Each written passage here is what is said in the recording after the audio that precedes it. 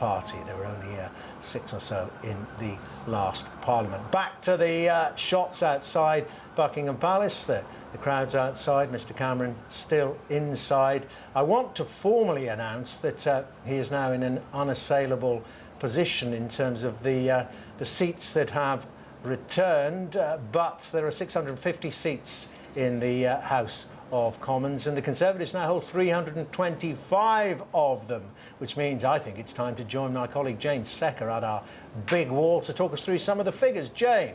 Yeah, thanks very much, Dermot. As you're saying, those are the figures. 650, the number of MPs in the House. So the number that you need to reach a straightforward majority, 326. So technically, one seat is still needed by the Conservatives to get to that line. But actually, we're not including the Speaker. The Speaker was a Conservative. He's now classed as an independent. He's down there in the others' seat. So if you take the Speaker out of the equation, and it's not 659, it's 650, it's 649, then actually 325 is the operational number that the Conservatives do have a majority. So on paper they need one more, but in practice they now have a majority in the House. In the last hour or so, it's the South West that have been going blue. The whole of the South West here, there was a lot of Lib Dems down there. There was a lot of orange in that part of the UK. But this morning, some of those votes have come through and that has gone entirely blue now down there. We're still waiting on St Ives at the very end. That's not due until about 1:30 this afternoon. So that could go blue as well. Interesting, looking at the different share of the votes. Let's look at where they've won and where they've lost seats from. Now, the Conservatives, if we look at their gains, they gained 25 from the Liberal Democrats and they gained 8 from Labour. Their losses, 10 to Labour and a couple of others. Look down at Labour, its gains. They gained again from the Liberal Democrats and from the Conservatives as well. They took 10 seats from them, but they lost 8 to the Conservatives, 40 to the SNP.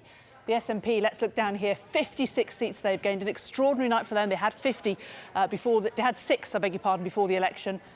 40 of those seats they've taken from Labour. That is Labour's problem in Scotland. 10 of them they've taken from the Liberal Democrats. What does that mean in terms of the share of the vote, though? And this is where it gets very, very interesting. The Conservatives so far on almost 37% of the national share of vote. That translates to 325 seats in the House.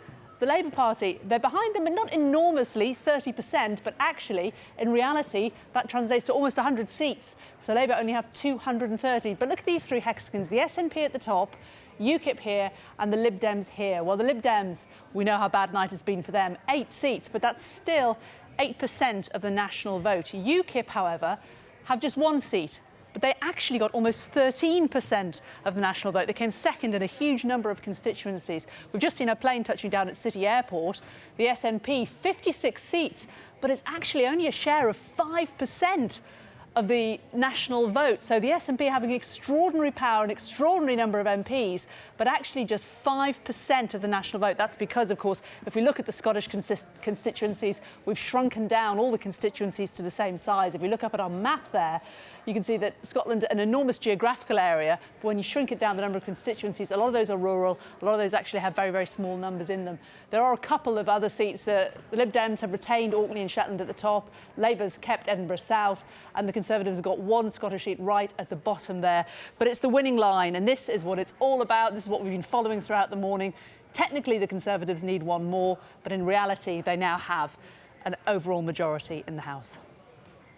Thank you very much indeed. And Mr Cameron now at this very moment has an audience with Her Majesty the Queen, where she is formally asking and requiring him to form her next government. We're keeping an eye on that, waiting for Mr Cameron and his wife Samantha to re-emerge from Buckingham Palace. And we're going to take a short break, and after that we're going to be discussing some of the collapses that contributed to Mr Cameron's victory, the collapse of the Labour Party in Scotland and the collapse outright of the Liberal Democrats. Stay with us.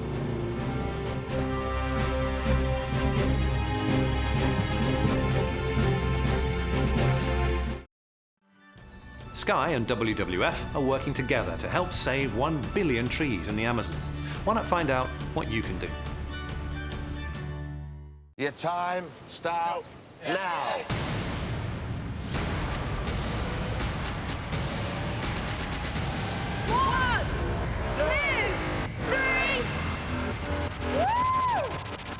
All you need to survive the toughest game show on earth.